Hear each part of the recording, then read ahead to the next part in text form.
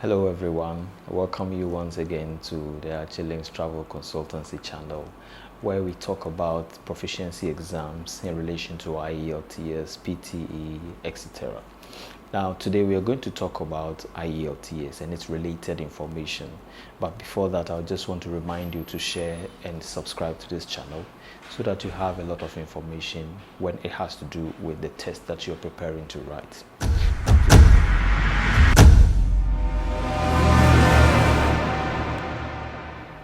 Now today we are going to talk about types of sentences.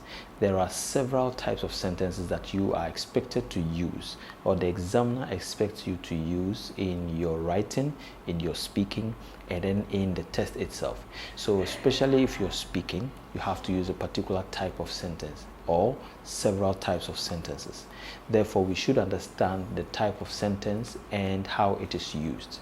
Now, in effect, if we are taking the speaking test, especially part 2, where you're expected to speak for 2 minutes, whilst you're speaking, you have to have diversity of sentences in your speech. And then in the writing, whether task 1 or task 2, you have to have variety of sentences in your essay so that it will provide some level of diversity in ideas that you express and then the information that you also sprout in your essay and then in your speech. Now, basically, you can talk about several types of sentences, but today we are going to concentrate on 4 types of sentences. The first one is interrogative sentence. Now, this particular type of sentence is somehow related to question sentence. This is expected to seek an information from you. So when I put a question like, where is your mother? That is an interrogative sentence that is supposed to have, or that's supposed to seek an information from you. Example, tell us about yourself. In the speaking test, a question like, tell me about your hometown. This is a typical question that you can have in the speaking test. Therefore, if a question like that is posed to you, once we understand that it is an interrogative sentence, we will definitely know the answer that we are supposed to give and how we must construct our sentences to actually answer that particular question. So, tell me about yourself. That is an interrogative sentence, which is one type of a sentence. Now, there are several types of sentences, and then in your writing tests, whether it is a question, whether it is the actual essay that you're writing, there are some interrogative sentences that you can inject. When it comes to the reading and listening, definitely there are so many interrogative sentences in the question actually and the reading question as well. Now, when it comes to the passage, you're supposed to look at the passage, of which in some of the passage or some aspect of the passage, you may have interrogative sentences. This is the first type of question that I would want to share with you. It is very important that we get to know the types of sentence and how it is used. Because it is an interrogative sentence, there is a particular punctuation mark that you have to use, especially when you are writing. And then anytime you see that punctuation mark at the end of a sentence, that shows that that sentence is an interrogative sentence. That is the question mark sign. That defines a sentence as an interrogative sentence. It's very important in the listening and the writing as well as the others, so you know that this is a type of sentence that is supposed to be, of which I'll have to look at how it is posed for me to give an answer, because as I said earlier, it is seeking an information from you. That is interrogative sentences. The second type of sentence that I want to share with you is declarative sentence. Now, this type of sentence actually tells exactly or makes a statement on an idea that shows that the information that has been stated, it is declaring. That is how come the name declarative sentence.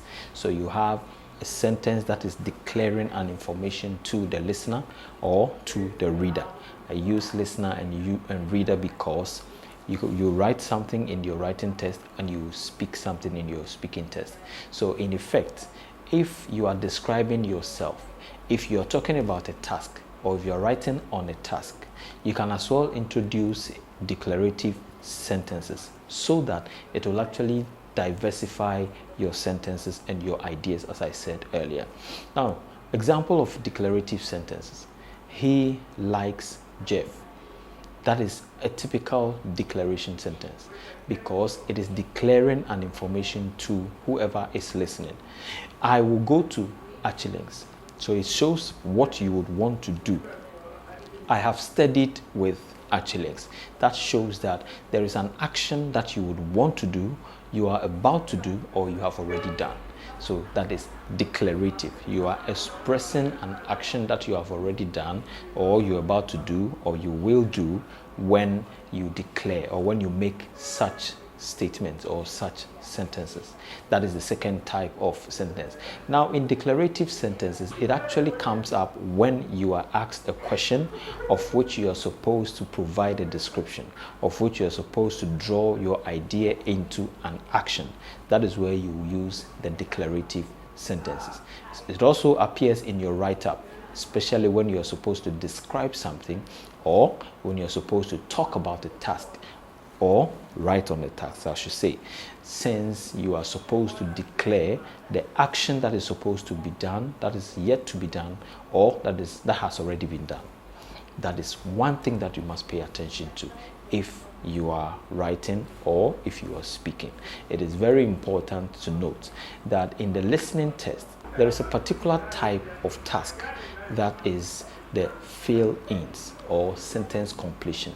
Now you have to understand the type of sentence to actually conjecture which answer you would have to fit in there before you start listening to the audio.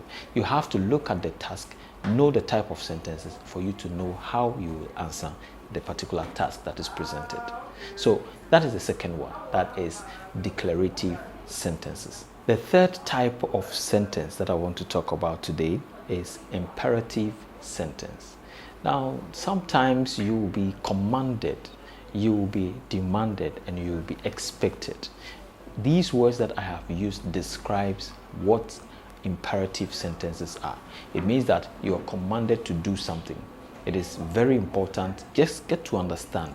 Now, these sentences are mostly in relation to the speaking test because you are going to express yourself, you're going to listen to a question, you're going to answer a question, you're going to describe an idea, and you're also going to express your idea for the examiner to assess you on how fluent, how efficient, and how much you have vocabularies in sentences that you speak out. Now, imperative sentences will command you.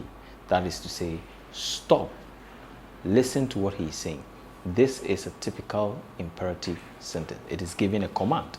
You must understand exactly which of these sentences are injected in your essay, which of these sentences you have to come up with, especially with the writing task 2.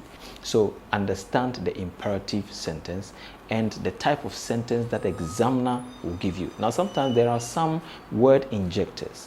Sometimes you'll be requested to describe something, and that description or that sentence or that question will be put in an imperative sentence. That shows that you have to yield to the command that the sentence actually poses. So the third type of sentence, which is the imperative sentence, will give you a command. Now, it doesn't matter the type of sentence that has been spoken about or that has been written on your question paper, but you have to identify them. You should note what and how they are so that you know when to use them. Now, imperative sentences are mostly related to the kind of audio that you are listening in the listening test, because as I said, the test actually has variety of sentences. It can be interrogative, it can be imperative. That is what you have to understand.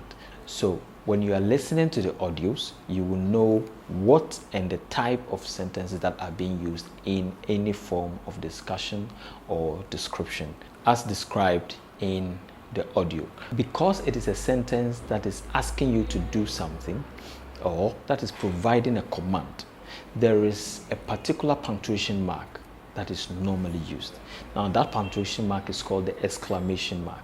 Now, when you are listening to the audio, you may not be able to identify the exclamation mark, but when you are reading a text, when you are reading when you are practicing for the test and when you are writing your essays, definitely you can introduce the exclamation marks. But what will let you know, or what will give you the idea of this type of sentence is the tonation or the tone of the sentence or the tone of the speaker. Because it is a command, it will actually provide a higher pitch. So it means that when the speaker raises the voice a little bit, it shows that it is an imperative sentence. So this is the third type of sentence that we must understand when we are preparing for the Ielts test. The fourth and final type of sentence that I want to share with you today is the exclamative sentence. Unlike the declarative, the exclamative sentences expresses emotions. That is to say that it has to express some level of your emotions, whether you're happy or that level of emotional turns in your speech. Example, what is funny? This is a sentence that is exclamative. It is actually stressing on and expressing an emotion towards a particular idea. What a funny sentence. So it shows that it is an exclamative. When you say what a funny sentence, it is an exclamative. It means you are providing a buttress or an emphasis on a particular idea in the sentence that you are expressing. Now the punctuation mark for the exclamative sentence is the exclamation mark. That is also used in addition to how the sentences are constructed. These are the 4 types of sentences I would like to share with you today. Kindly like, share, and subscribe.